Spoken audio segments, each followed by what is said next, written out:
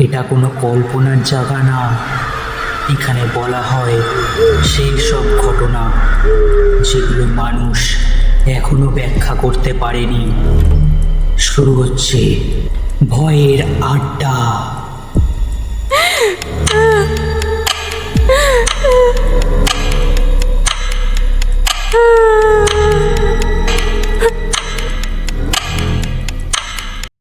Hello বন্ধুরা, welcome back ভয়ের আড্ডার নতুন একটি এপিসোডে।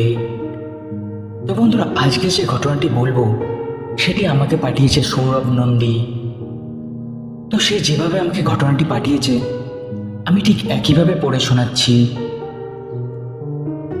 বিশ্বাস করেন, আমি কোনোদিনই ভূত প্রেত বিশ্বাস করতাম না।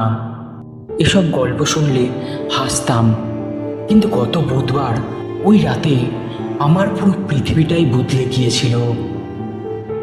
আজও রাতে আমি চোখ বন্ধ করলে ঠিক ওই হাসিটাই আমি শুনতে পাই। তো হয়েছিল, সেদিন অফিস থেকে ফিরতে বেশ দেরি হয়ে গিয়েছিল। রাত তখন প্রায় 10:30। আমি যখন হাইওয়ের ওই নির্জন মোড়টায় বাসের জন্য দাঁড়িয়ে আছি, চারপাশটা একদম শুনশান। হঠাৎ আমার একদম ঘাড়ের কাছে কেউ যেন ফিসফিস করে উঠল, দাদা একটু শুনবেন। আমি তখন হঠাৎই চমকে গেলাম। তাকিয়ে দেখি একজন লোক আমার ঠিক পেছনেই দাঁড়িয়ে আছে, পরনে একটা ধুলোমাখা পাঞ্জাবি। লোকটার চোখের দিকে তাকানো যাচ্ছিল না, কেমন যেন গর্তে ঢুকে যাওয়া দুটো কোটর। ও হাঁপাতে হাঁপাতে বলল ওর মা খুব অসুস্থ, ওষুধের টাকা নেই। আমি একটু দ্বিধাবোধ করলাম, কিন্তু ওর গলার আওয়াজে এমন একটা কষ্ট ছিল যে আমি না বলতে পারছিলাম না। পকেট থেকে একটা 100 টাকার নোট বের করে ওর হাতে দিলাম।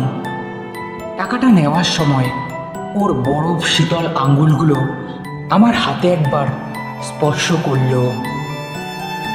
আমি শিউরে উঠলাম। লোকটা নিচু গলায় বলল, আপনি খুবই ভালো মানুষ। আপনি জানেন না আজ আপনি আমার জন্য কি করলেন। আমি আর কথা না বাড়িয়ে দ্রুত একটা বাসে উঠে পড়লাম। বাসে বসে জানলার বাইরে তাকাচ্ছিলাম আর ভাবছিলাম লোকটার কথা। প্রায় 1 ঘন্টা পর আমি আমার এলাকায় পৌঁছালাম। বাস থেকে নেমে নিজের গলির মোড়ে আসতেই আমার পায়ের তলার মাটি সরে গেল। সামনের ওই ল্যাম্পপোস্টের নিচে ঠিক সেই লোকটা দাঁড়িয়ে, একই ভঙ্গি, একই জামা। আমার মাথার ভেতর তখন রক্ত চলাচল প্রায় বন্ধ হয়ে এসেছিল মনে হচ্ছে। আমি মাত্র 1 ঘন্টা আগেই ওকে 30 কিলোমিটার দূরে দেখেছিলাম, মানে যেখান থেকে আমি বাস ধরেছি। ও কি তবে বাসের ছাদে ছিল নাকি ও কোনো মানুষই না? আমি পাশ কাটিয়ে চলে যাওয়ার চেষ্টা করতেই ও আমাকে ডাক দিল, দাদা মা তো মারা গেল, ওষুধটা আর লাগলো না, এই নিন আপনার টাকা, ফেরত নিন। আমি এবার সাহস করে ওর মুখের দিকে তাকালাম।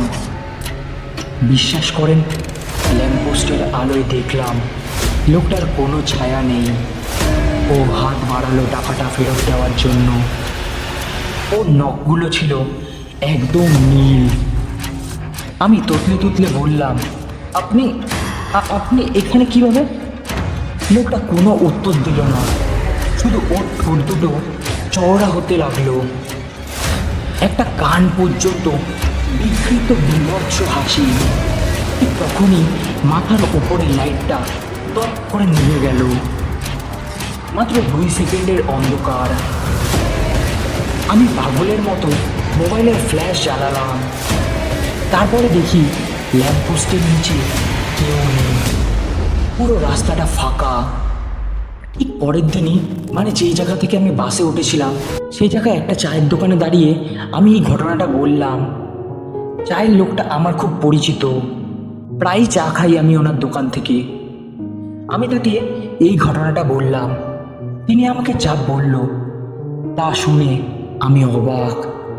তিনি বললেন, ঠিক 5 বছর আগে এক ছেলে ওর মায়ের ওষুধের টাকা জোগাড় করতে না পেরে ওই রাস্তার মোড়ে হার্ট অ্যাটাকে মারা গিয়েছিল।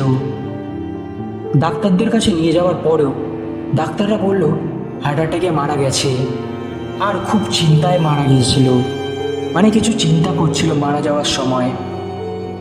অনেকেই নাকি মাঝে মাঝে রাতে ওকে দেখতে পায়। কিন্তু ভয়ঙ্কর ব্যাপারটা কি জানেন? বাড়ি ফিরে আমি যখন আমার গায়ের জ্যাকেটটা খুললাম, পকেটে হাত দিয়ে দেখি সেই 100 টাকার নোটটা আমার পকেটেই আছে।